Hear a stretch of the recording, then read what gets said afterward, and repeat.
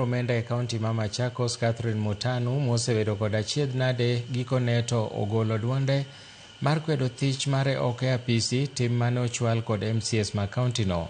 Mutanu noduogo e apisi tok doho mamalo dagi dwaro mar gavana Wavinya Ndeti mar gole e apisi kitude kod tiyo marach kod apisi, ketho katiba kendo ni ok oromo mako lemo makamano.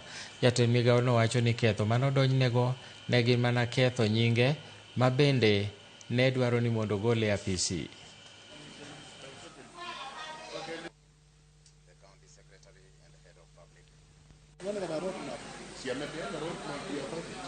From the accusations they had labeled against me, they were very general, speculative, and they are unsupported by any credible documentation.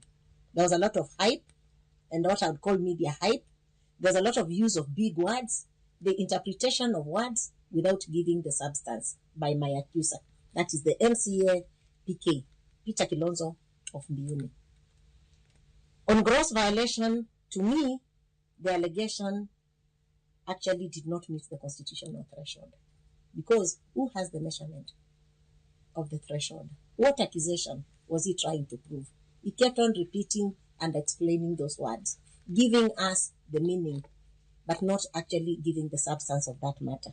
On 10th June 2026, the Honorable Speaker of this County Assembly, on behalf of the Budget and Appropriation Committee, through a letter reference Machakos County Assembly, /PSC, /CMM, /BAP, volume 15, /31, wrote a letter to the said CCM requesting her to submit information in relation to first supplementary budget estimates for financial year 2025-2026 and information which was required to reach the office of the clerk on before 12th June